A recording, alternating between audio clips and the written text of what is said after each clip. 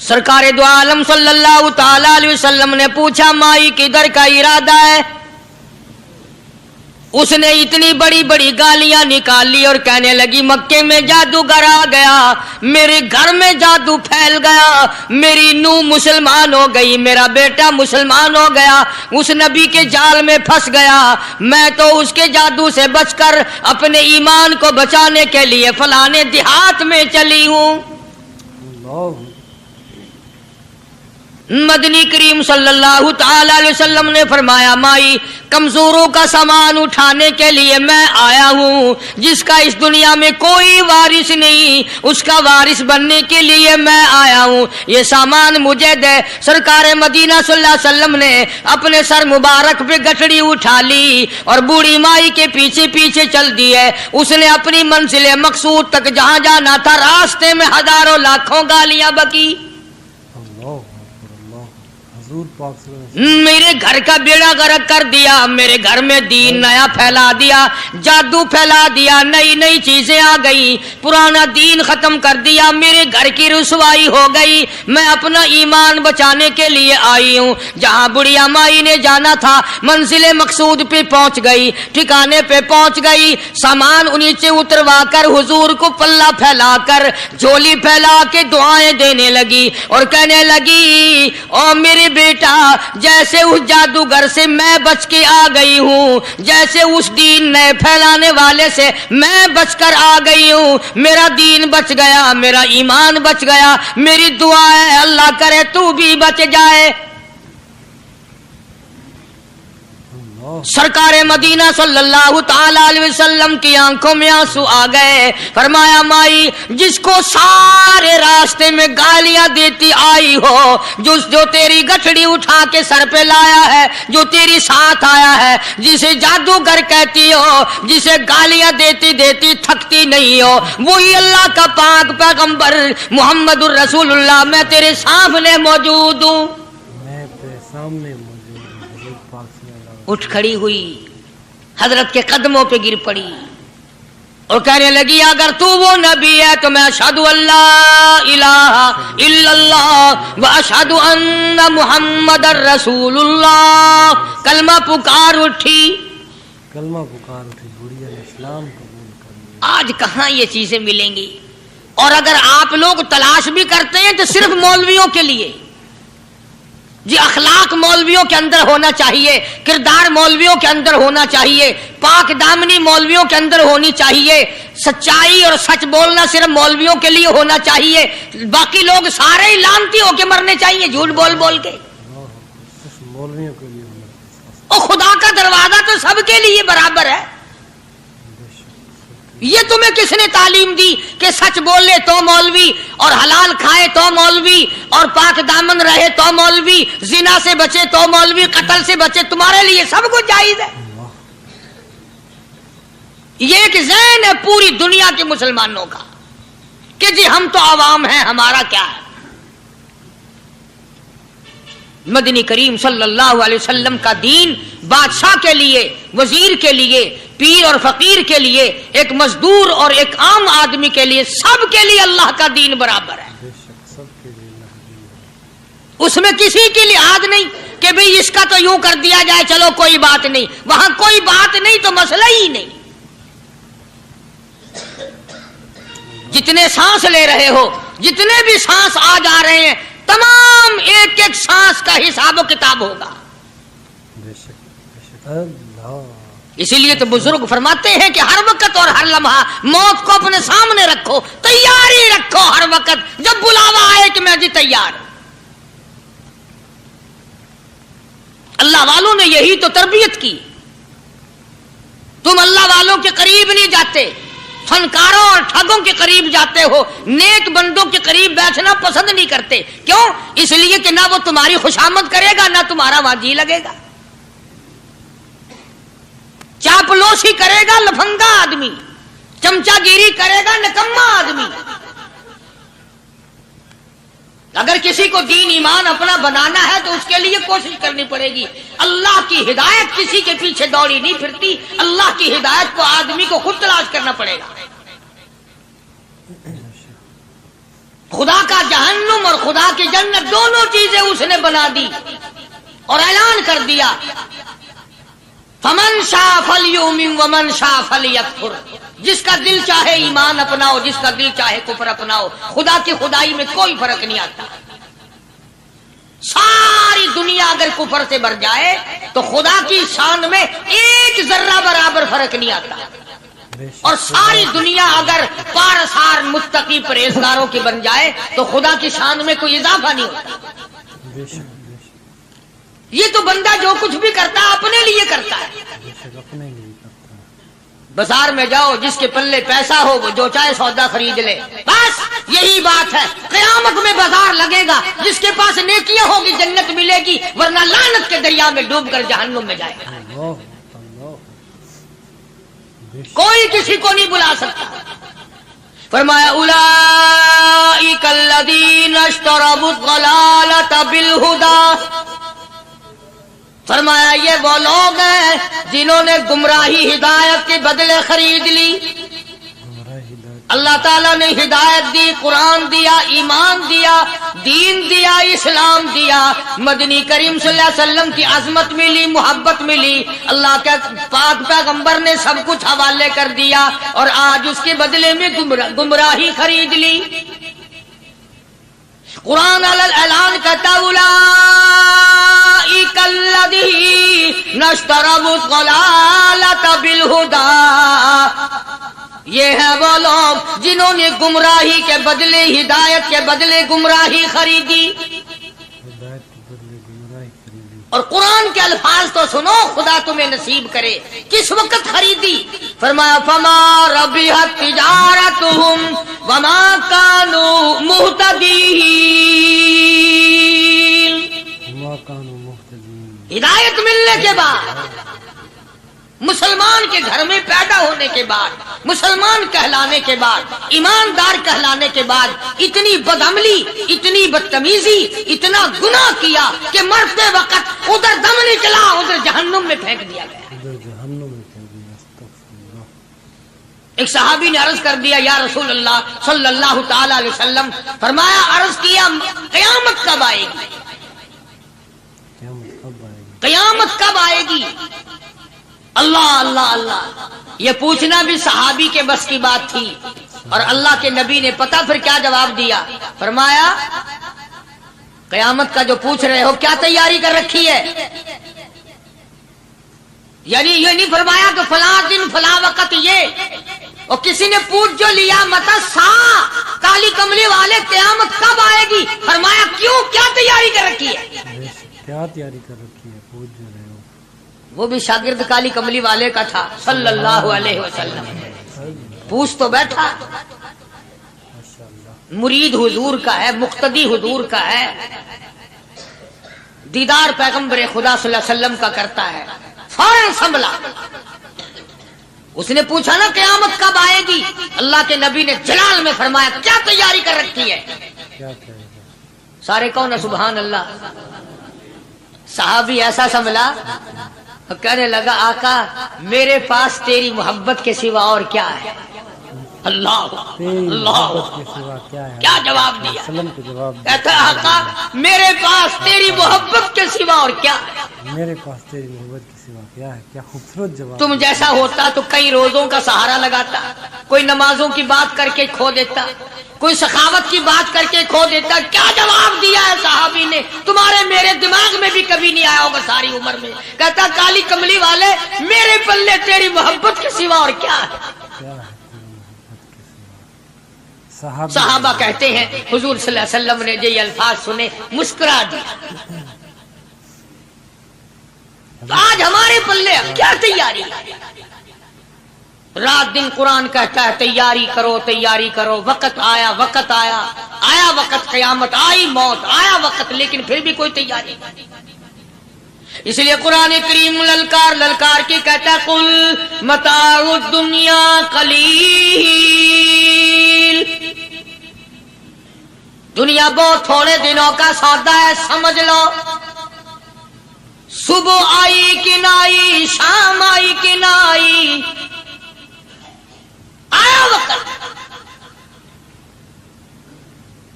قرآن کریم نے ہر ممکن طریقے سے مسلمانوں کی تمام زندگی کے شعبات کو پورا کرنے کے لیے لاہ عمل دیا. میں ایک رخ آپ کو آج دینا چاہتا تھا، اور وہ یہ کہ نبی پاک صلی اللہ تعالی علیہ وسلم نے اس امت کے سامنے کس قسم کے نمونے نہیں رکھے. اخلاق و کردار میں سے کون سی بات حضور صلی اللہ علیہ وسلم نے چھوڑی؟ ہم اپنا پیٹ پہلے بھرتے ہیں، دوسرے کے لیے اگر سوچتے بھی ہیں تو وہ بھی بعد میں. یہاں معاملہ کچھ اور ہے. غزوہ خندق کا زمانہ ہے، مسلمانوں پہ بڑی تنگی اور بڑی پریشانی کا وقت ہے. یہاں تک کہ صحابہ کرام رضوان اللہ تعالی علیہم اجمعین کی جماعت کہتی ہے کہ حضور صلی اللہ علیہ وسلم کو صحابہ کرام نے دیکھا. ایک صحابی آپ کے سامنے حضور کے سامنے آیا اور اس نے اپنا کرتا اپنے پیٹ سے اٹھایا. اس نے بھوک کی وجہ سے اپنے پیٹ پہ ایک پتھر باندھا ہوا تھا. صحابہ کرام دیکھ رہے تھے. اس کے دیکھتے دیکھتے امام الانبیاء محبوب کبریا حضرت محمد مصطفیٰ صلی اللہ تعالی علیہ وسلم نے رحمت والے ہاتھوں سے جب اپنا کرتا اٹھایا، صحابہ کرام کی آنکھوں نے دیکھا حضور کے پیٹ پہ 2 پتھر بندھے ہوئے تھے. آج کتنا کھاتے ہو پھر بھی نہ شکری،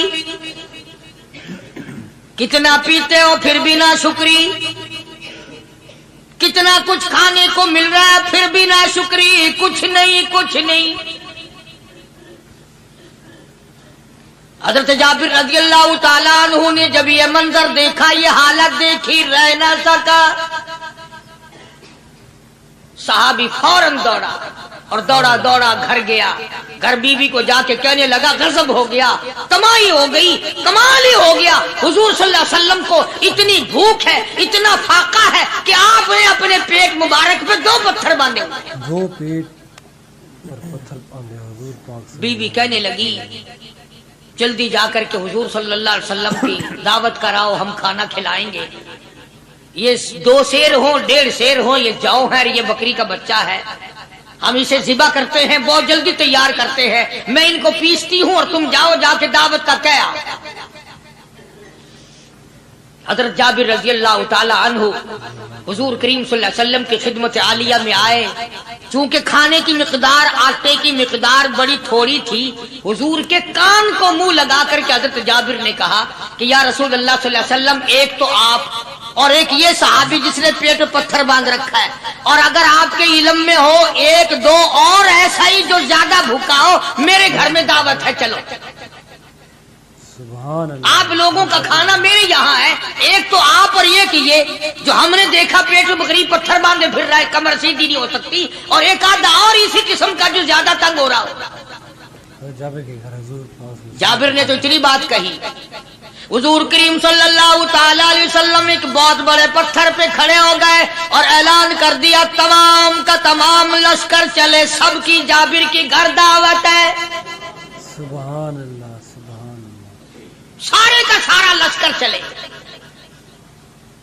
ساری فوج. جابر بھی حیران، بلکہ اعلان کر دیا چلو سارا مدینہ چلے.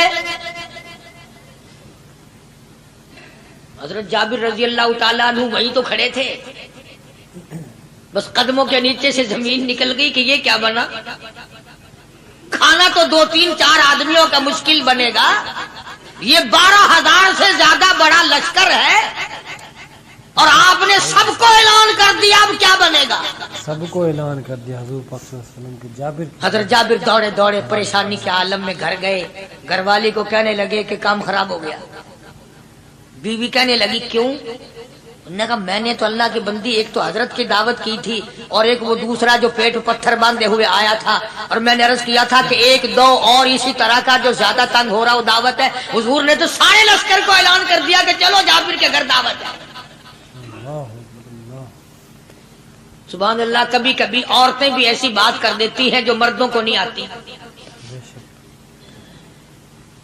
مگر وہ اس زمانے میں عورتیں بھی کہاں. اب تو تلی لگانے والی تو ہیں، ماچس لگانے والی، جلتی پہ تیل چھڑکنے والی ہیں. تو کوئی مرد ہے وہ اتنی بات کہہ گیا تو بیٹھا سنتا رہا تاکہ اس کو کوئی جلدی قتل کرے تو میں رنڈڑ بنوں بازار میں پھروں. دیر نہیں لگاتی آگ لگاتی. حضرت جابر رضی اللہ تعالیٰ عنہ کی بیوی کہنے لگی آپ کو پریشانی کی کیا بات ہے؟ ایک بات بتاؤ، حضور کی کان مبارک میں آپ نے اپنے کھانے کی مقدار بتائی کہ نہیں؟ تم نے جو حضور صلی اللہ علیہ وسلم کی دعوت کی تھی کھانا بتایا تھا؟ ہاں میں نے تو بتا دیا تھا کہ تھوڑے سے جو ہیں اور ایک بکری کا بچہ، میں نے بتا دیا تھا. پھر کہنے لگی آپ پریشان کیوں ہوں اور میں پریشان کیوں ہوں؟ لانے والا جانے کھلانے والا جانے. سبحان اللہ، لانے والا جانے کھلانے والا جانے. حضور کی ہمیں پریشانی کی کیا بات ہے اس میں؟ بھئی دعوت ہم نے تو حضور کی دعوت کی اور حضور نے سارے لشکر کی ہم نے تو نہیں کی نا. اب حضور صلی اللہ تعالیٰ علیہ وسلم نے دعوت فرمائی ہے اور وہ خود ہی جانے اور ان کا خدا جانے. آپ تشریف لے آئے، کھانے کی مقدار کا تو پتا تھا. آپ نے فرمایا کہ وہ ہنڈیا جو ہے اس کو کھولنا مت، اور وہ جو آٹا ہے جب تک میں نہ آؤں پکانا شروع مت کیجو. آپ نے اپنا لعاب مبارک آٹے میں بھی ملا دیا اور ہنڈیا میں بھی ڈال دیا. اس کے بعد پکانا اور کھلانا شروع کیا گیا. علماء کرام نے لکھا ہے 12,000 کا لشکر بھی کھا گیا، کھانا جتنا تھا اتنا ہی باقی. سبحان اللہ. سارے کا سارا لشکر کھا گیا، سارا مدینہ کھا گیا. اب یہاں سے یہ ہمارے زمانے کے جو مردوں کے کفن اتارنے والے لوگ ہیں وہ ختم کا ثبوت نکالتے ہیں یہاں سے کہ حضور صلی اللہ علیہ وسلم نے ختم دیا تو 12,000 آدمیوں نے کھا لیا. چلو ہم بھی مانتے ہیں آج یہ ختم دے کر ایک کا کھانا 2 کو تو کھلا کے دکھائیں. ارے وہ تو معجزہ ہے محمد عربی صلی اللہ تعالی علیہ وسلم کا، اور وہ تو آپ کے لعاب مبارک کی برکت ہے، آپ کی دعا کی برکت ہے. بے شک حضور پاک صلی اللہ علیہ وسلم کی. یہ تمہیں کس نے بتایا کہ حضور صلی اللہ علیہ وسلم نے جابر کے کھانے پہ بیٹھ کر ختم پڑا تھا؟ حضور پاک صلی اللہ علیہ وسلم کا جو ہے معجزہ، یہ تو معجزہ ہے محمد عربی صلی اللہ تعالی علیہ وسلم کا، اور اللہ پاک نے نبی کے ہاتھ پر ہزاروں نہیں لاکھوں معجزات کا اظہار فرمایا. بے شک معجزہ ہے حضور پاک صلی اللہ علیہ وسلم. تو یہاں سے غلط چیزوں کا اجرا کرنا آگے آپ لوگوں نے سنے ہوں. اور پھر وہ ختم ہو گئے، پھر حضور تشریف لائے اور انہوں نے ان دونوں بچوں کو مردوں کو چھپا کے رکھ دیا. جب بچوں کو لایا گیا تو مردے تھے. حضور نے بچوں کو فرمایا تم زندہ ہو جاؤ. وہ کہنے لگے جب تک ہماری بکری کا بچہ زندہ نہ ہو ہم زندہ نہیں ہوتے. وہ ہڈیاں جوڑی، حضور نے بکری زندہ کری جب وہ بچے کھڑے ہوئے. قرآن پھانسی دیتا ہے، افسانہ بنا کر پیش کرو نا وہ بڑا جلدی مانتے ہیں. امام الانبیاء محبوب کبریاء حضرت محمد مصطفیٰ صلی اللہ تعالی علیہ وسلم کا قرآن کریم نے اسی جنگ میں، اسی جہاد میں ایک واقعہ پیش فرما دیا. سبحان اللہ. اس واقعے سے پہلے پتہ کیا ہوا؟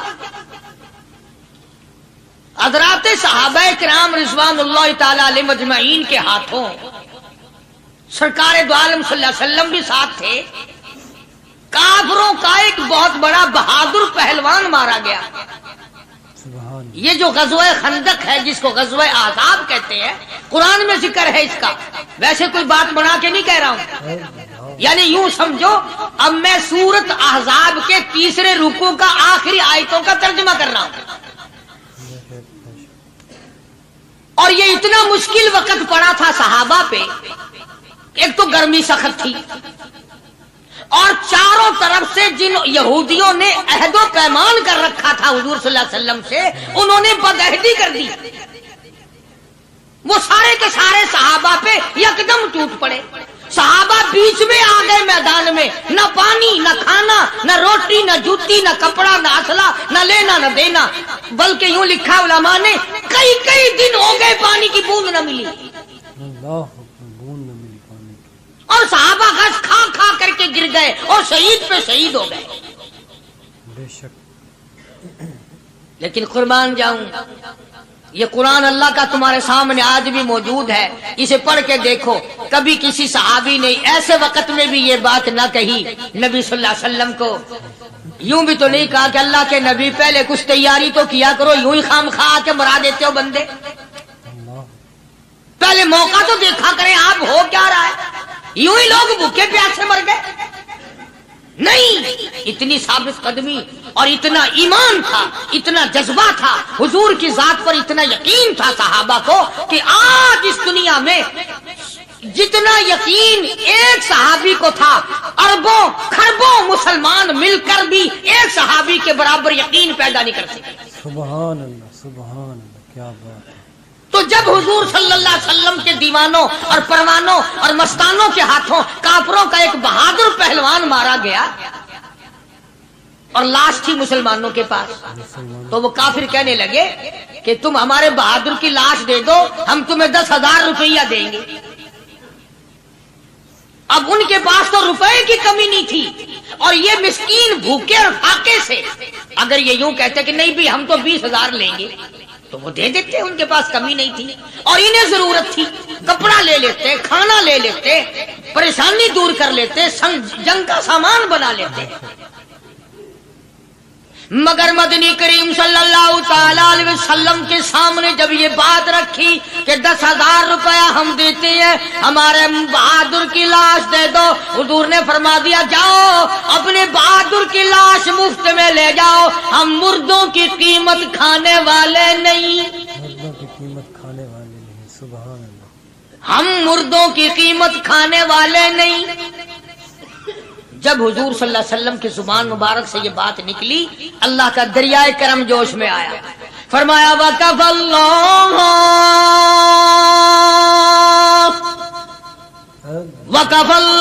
الْمُؤْمِنِينَ الْقِتَالَ، فرمایا میرے نبی اب آپ اطمینان رکھے، کوئی ضرورت نہیں، اب میں تیرا خدا خود ان سے جنگ کروں گا، اب میں لڑوں گا ان سے۔ اور اس کے بعد اللہ تعالیٰ نے یہ برکت دی کہ ایک آدمی یا 2 آدمیوں کا کھانا اللہ تعالیٰ نے 12,000 کو کھلایا۔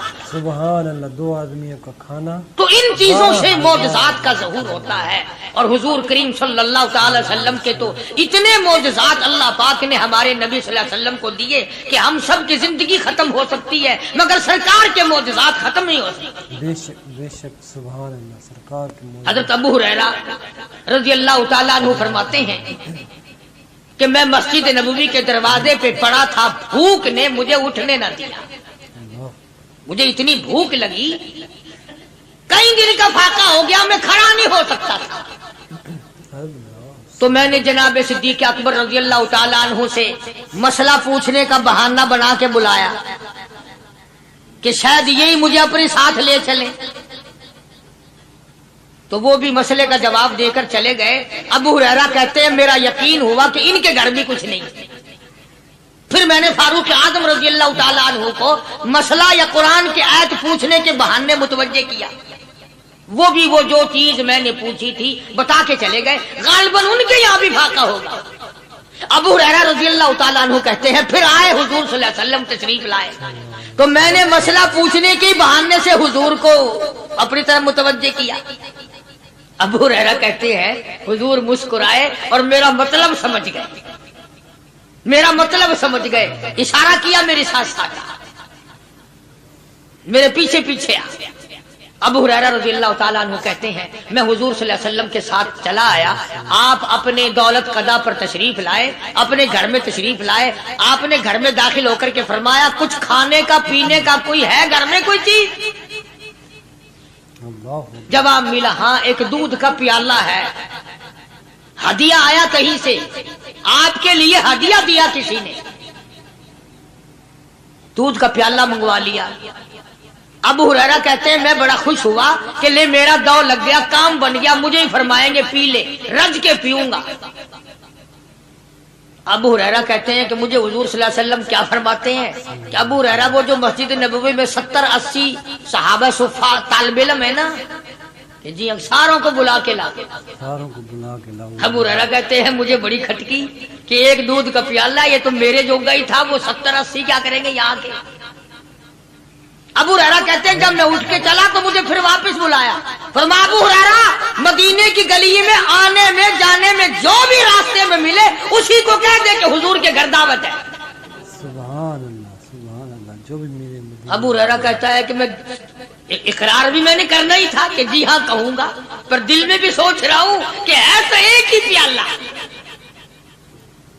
پیالہ تو ایک ہی ہے. تم جیسا اگر کوئی وہاں ہوتا نا جو گلی میں ملتا اس کو کہتے آج کے دن ادھر کوئی نہ آوے. وہ تو صحابہ تھے نا, اشاروں پہ جان دیتے تھے. راستے میں جو بھی ملا, دکاندار ملا ویسا ملا, سب کو کہہ دیا. واپسی میں جو ملا لشکر اکٹھا ہو. سب بیٹھ گئے. ابو ہریرہ رضی اللہ تعالیٰ عنہ کہتے ہیں اب میں نے دل میں ایک پروگرام بنایا. مجھے عادت شریفہ کا پتہ تھا کہ دائیں طرف سے شروع فرمایا کرتے تھے کوئی چیز تقسیم کرنا یا کھلانا یا پلانا. میں نے دل میں پروگرام بنایا کہ دائیں طرف شروع میں بیٹھ جاؤں گا, آگے بچے یا نہ بچے میں تو داؤں لگاؤں گا نا اپنا پہلے. سبحان اللہ. میرا نمبر تو لگ ہی جائے گا. اللہ اکبر. ابو ہریرہ کہتے ہیں کمال ہوگی میری حیرانگی کی کہ جب میں جڑ کے بیٹھا نا کہ اب میرے سے شروع ہوگا, آپ نے مجھے اشارہ کر کے بلایا اور فرمایا ابو ہریرہ کھڑا ہو کے سب کو پلا. سبحان اللہ. ابو ہریرہ کھڑا ہو کے حضرت ابو ہریرہ رضی اللہ تعالیٰ عنہ کہتے ہیں میری تسلی ہو گئی کہ بس اب تو مجھے مل گیا اور میرا نمبر بعد میں ہی آ رہا, کیسے بچے گا. اللہ غنی. ابو ہریرہ رضی اللہ تعالیٰ عنہ کہتے ہیں میں نے دائیں طرف سے شروع کیا. سینکڑوں سے زیادہ کتنے لوگ تھے جنہوں نے رج رج کے پیا, رج رج کے پیا, سیر ہو کے پیا. سارا لشکر پی کے چلا گیا. اس کے بعد سرکار مدینہ صلی اللہ علیہ وسلم نے فرمایا لے ابو ہریرہ اب تو باقی اور میں باقی. ابو ہریرہ کہتے ہیں میں نے عرض کیا میرے آقا آپ نے بھی تو نوش نہیں فرمایا, آپ پہلے پیے. فرمایا نہیں میں نبی ہوں, ساری امت کو پلا کے پھر پیوں گا. سبحان اللہ. ساری امت کو پلا کر پھر. ابو ہریرہ رضی اللہ تعالیٰ عنہ فرماتے ہیں میں نے 3 سانس لے کر کے لمبا لمبا سانس لے کر میں نے رج رج کے پیا اور پیالے میں جھانک بھی رہا تھا. ابو ہریرہ کہتا ہے ایک قطرہ بھی کم نہیں ہوا. ایک قطرہ بھی کم نہیں. اور یہ الفاظ سن کر آج لکھ کر لے جاؤ. ابو ہریرہ کہتے ہیں کہ سب کو پلانے کے بعد پھر حضور صلی اللہ علیہ وسلم نے پیا, نوش فرمایا. یعنی آج اتنے لوگوں کا جھوٹا کون پیتا ہے؟ کسی افسر کو تو پلا کے دیکھنا. چلو افسر تو دنیا دار ہیں, کسی ماننے ہوئے پیر کو تو پہلے سارے مرید پی کر کسی پیر کو